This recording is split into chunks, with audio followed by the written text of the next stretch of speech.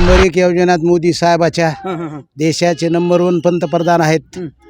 अच्छे दिन आले का? नंबर एक आले ना. अच्छे दिन आलेले आहे. नंबर एक काय आले अच्छे दिन? जो राम को लाए हैं हम उनको लाएंगे. जो राम को लाएंगे वो उनको लाएंगे. बस एवढाच मुद्दा आहे. प्रेक्षको नमस्कार, तुम्ही पाहताय भारत वार्ताचं हे विशेष अपडेट, विशेष लाईव्ह.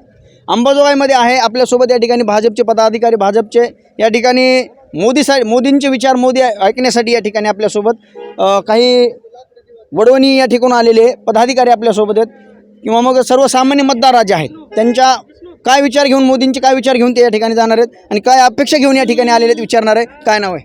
घोडके नागेश घोडके. कुठून आलात? ओढोनी. बरं, काय या ठिकाणी मोदींचे विचार काय ऐकण्यासाठी आलात? काय अपेक्षा आहेत? आता बघू ना काय काय म्हणते तेच ऐकण्यासाठी आलोत ना. काय म्हणतात ते? हा, बरं, किती पब्लिक आहे? इथे जवळपास सांगता येणार नाही एवढी पब्लिक आहे.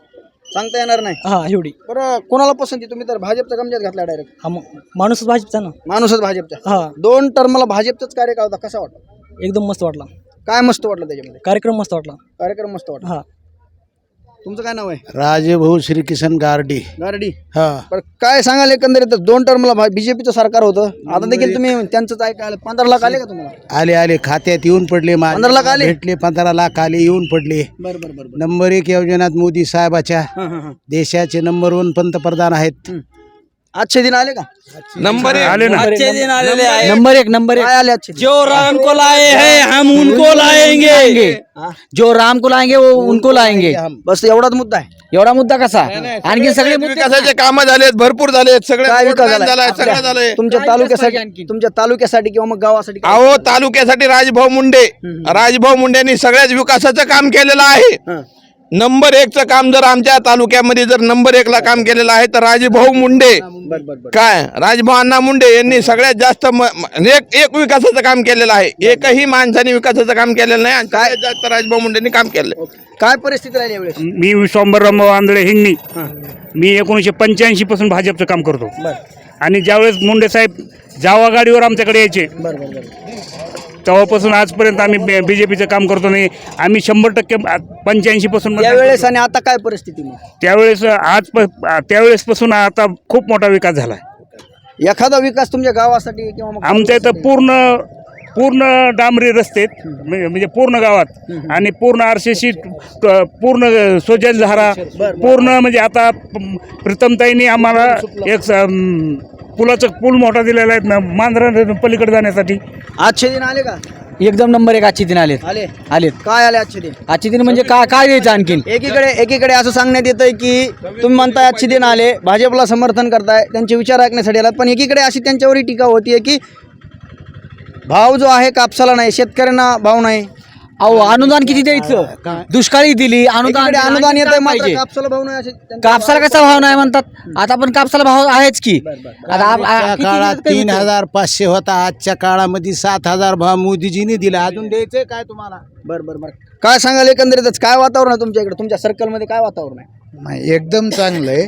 आमच्या इथे समजा जे त्यांच्या अध्यक्षतेखाली समजा जे राजभाऊ मुंडे जे काम करते, बरं. कुठले तुम्ही? वडवणे, बरं. त्यांनी एवढा विकास केला की विचारायचंच काम नाही. तुम्ही येऊन जरी बघितला तर तुम्हालाच कळन. अच्छा, अशा देखील प्रतिक्रिया या ठिकाणी अंबाजोगाई या ठिकाणी आलेल्या आहेत.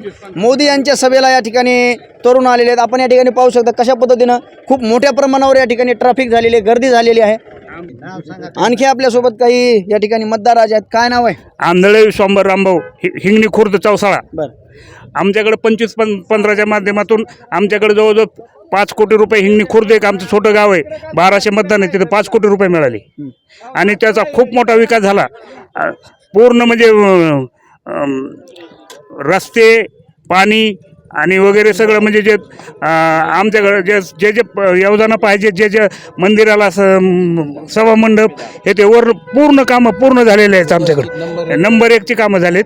आणि 25-15च्या माध्यमातून जे आम्हाला विकास मिळाला किंवा ज्याचा जेवढा विकास झाला आजपर्यंत, जेवढे सरकार आले कुठलं काय झालं, तेवढा विकास आजपर्यंत कधीच झाला नाही.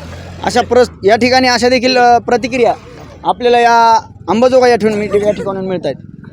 जय श्रीराम, जय श्रीराम, जय श्रीराम, जय श्रीराम.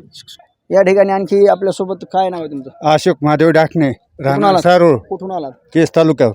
केस तालुक्यात.